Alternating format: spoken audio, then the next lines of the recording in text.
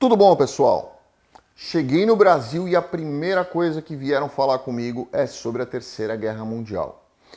Eu estudei bastante sobre isso, conversei com muitos amigos, venho acompanhando essa história dessa guerra comercial que vem acontecendo entre Estados Unidos, China, Rússia. E aí? Como é que a gente desenrola essa história toda com o Irã? Como é que essa história toda vai acabar? O Irã alfinetando os Estados Unidos o tempo inteiro, uma amostra de poder, porém uma amostra de poder com o pé atrás. O que vocês acham? Vamos ter uma terceira guerra? Vamos ter alguns impactos comerciais? O Brasil vai ter alguma coisa sobre isso? Vamos falar depois da vinheta.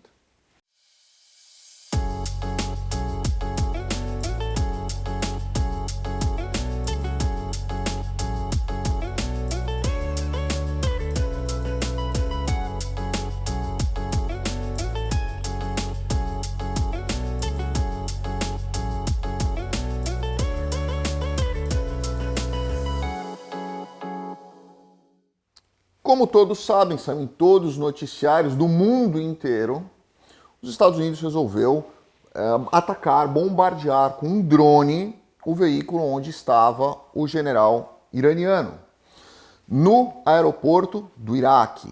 Tá? Nós estamos falando aí de uma forma bem simples para todo mundo entender.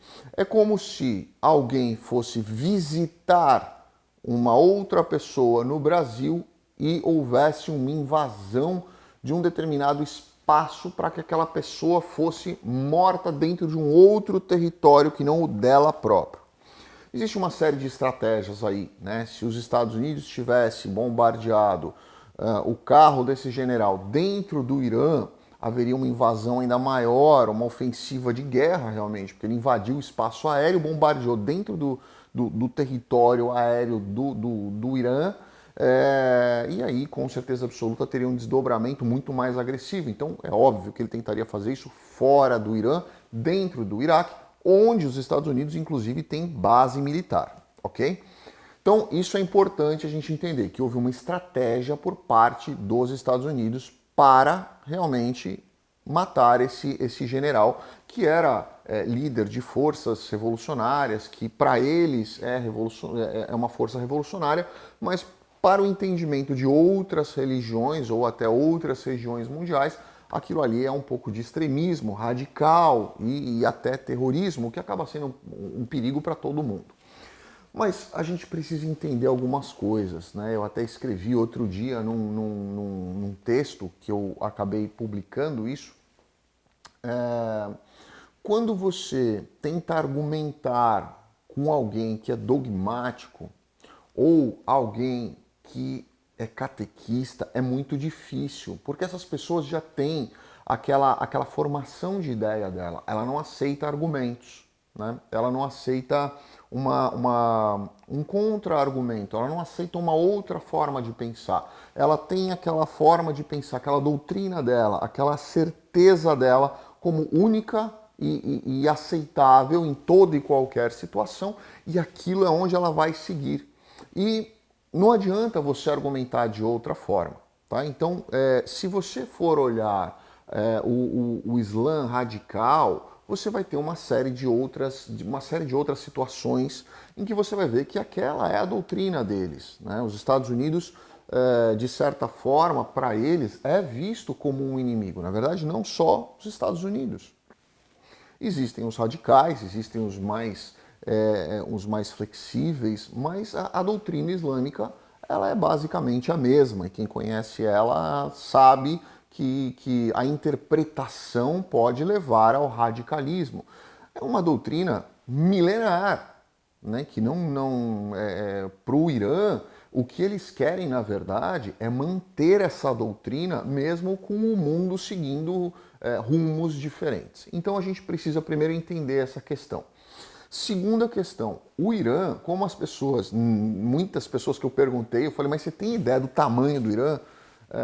Não, é um país desse tamanho. Não é um país desse tamanho, é um país muito grande. O Irã tem uma área territorial muito grande. O Irã, eu não estive lá, não conheço pessoalmente, mas eu conheço pessoas que estiveram e me contaram, vi fotos Tem uma série de imagens na própria internet, você pode pesquisar. O Irã não é aquelas ruínas, não é formado por ruínas arcaicas e pedras, e não é. As pessoas imaginam uma coisa que não é. Tem tecnologia, tem desenvolvimento de armamento nuclear, tem enriquecimento de minérios que podem gerar aí explosões nucleares. Então não é bem dessa forma como as pessoas colocam, tá? Não é algo em que a gente vai soltar uma bomba de estalinho lá e eles vão sair tudo correndo. Não é bem assim, aquilo ali é um vespeiro. Eles brigam há milhares de anos. Eles têm uma experiência bélica de milhares e milhares de anos. Isso é importante saber. Segunda coisa que também é importante saber. Vai haver uma guerra mundial por causa dessa questão do Irã com os Estados Unidos? Óbvio que não. Historicamente, se vocês forem olhar, todas as grandes guerras mundiais, né, na verdade foram duas, mas se vocês olharem as grandes guerras, mesmo as não mundiais, aquelas que atingiram apenas algumas áreas regionais, mas que envolveram muitas pessoas, muitos países, você vai ver que toda grande guerra foi precedida por uma intenção real de mudança de poder. Não se trata de disputa comercial. Não vai haver uma disputa comercial não vai haver uma guerra mundial por causa de uma disputa comercial entre Estados Unidos e China. Mas vai haver uma guerra mundial quando a China resolver mudar o poder mundial, a soberania mundial que hoje é americana. Todo mundo sabe disso. A China já vem negociando e já conseguiu com alguns países a substituição da moeda referencial em algumas coisas, como por exemplo o combustível na Arábia Saudita.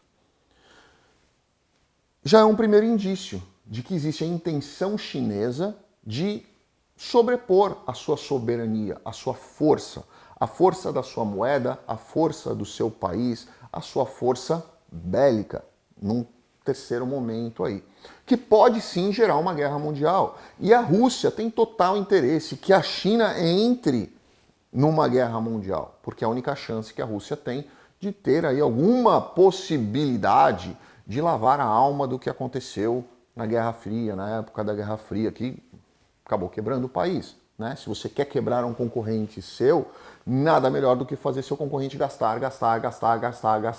dinheiro, até o momento em que ele fala, poxa, eu por mais competente que eu seja, por mais capacidade que eu tenha, por mais que o meu produto seja melhor do que o seu, eu não tenho mais condição financeira de manter essa brincadeira. Então é uma das formas, é uma estratégia antiga de você quebrar um inimigo seu, de você derrotar um inimigo seu, pelo bolso dele, pelo prejuízo constante que você vai mantendo ele, tendo esse prejuízo constante por um longo período de tempo, certo? Então, é interessante que haja uma guerra entre Estados Unidos e China para que a Rússia possa, de certa forma, se sobrepor. Agora eu pergunto para vocês. Vocês acham que se houvesse uma guerra mundial, tá? Não vai acontecer agora, vai acontecer um dia, porque um dia vai ter essa intenção de sobreposição de poder, de troca de poder, né? De troca de moedas, de troca de uma série de situações. O mundo funciona dessa forma. E se vocês forem olhar a história, a literatura, vocês vão ver que todas as grandes guerras, mundiais ou não, foram precedidas de uma mudança de poder, de uma intenção de mudança de poder. Quando terminaram, houve essa mudança de poder, ou manutenção ou mudança, tá? Então, esse é o ponto em que as pessoas precisam entender. Não é o momento, o mundo não está ainda maduro o suficiente para essa mudança de poder. Quando estiver, vai haver uma guerra, porque é assim que funciona a humanidade desde a sua existência, desde as tribos dos Neandertais, certo? Com relação ao Brasil, o Brasil vai entrar nisso? Pouco provável.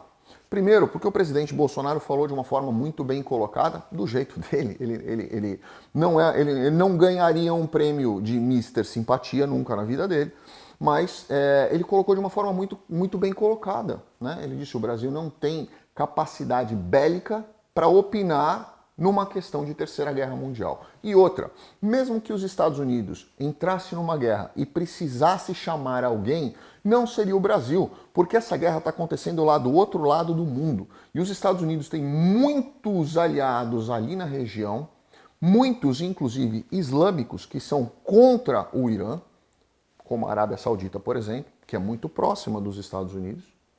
que poderiam dar esse suporte que os Estados Unidos precisam. Não só de exército, não só de base, não só de logística, de alimentação, de acesso territorial, de acesso aéreo e tudo mais que eles precisariam, né? A Europa tem total interesse que o Irã seja realmente abafado por causa do risco, dos grupos extremistas que agem ali na região e que andam de uma forma muito mais fácil do que simplesmente cruzar o oceano para atacar o Ocidente, né? Então, eles têm ali essa facilidade que não precisaria de forma alguma chamar o Brasil. E além do mais, muito sensacionalismo, que eu venho falando para vocês, de uma série A mídia é muito engraçada, porque ela fala as coisas, primeiro ela dá pancada, depois ela esquece de explicar como funciona. O Brasil não pode, por questão legal, o Brasil não pode participar de um ato ofensivo de guerra. Ele pode participar de atos de pacificação, ele pode participar de atos de apoio humanitário, ele pode mandar soldados para o Haiti, por exemplo, para apoio humanitário da ONU, mas ele não pode mandar soldado numa ação ofensiva bélica, por questão legal, por questão de dispositivo legal mesmo. Então, a menos que isso seja mudado, o Brasil não vai entrar na guerra. Você que é reservista, pode ficar tranquilo. Não vai ter nenhum tipo de conflito nesse sentido, que um monte de gente me perguntando, vai ter guerra, vai ter guerra, vai ter guerra? Não vai ter. E mesmo que tivesse essa guerra nesse momento em que o mundo não está preparado para uma mudança de poder, tá? Não existe esse preparo ainda, podem ver a China construindo aquelas ilhas, que são, na verdade, bases. Não, era ilha de apoio, não é ilha de apoio, são bases militares no meio do Mar da China, que é uma área de trânsito internacional. A China está construindo ali e falou, dane-se, vou construir minhas bases. E colocaram bases, lançamento de mísseis, aviões caça, navios de guerra, estão ali, claramente intencionando num futuro uma possível troca de poder. Certo? Bom, gente, era isso que eu queria falar para vocês. Muita gente me perguntou. A primeira coisa que eu cheguei aqui no Brasil me falaram isso, vieram com essa história. Eu falei, poxa, eu vou gravar um vídeo explicando para eles que não é bem assim. Que às vezes existe um sensacionalismo que vai para o lado contrário do racionalismo. Um grande abraço, fiquem com Deus.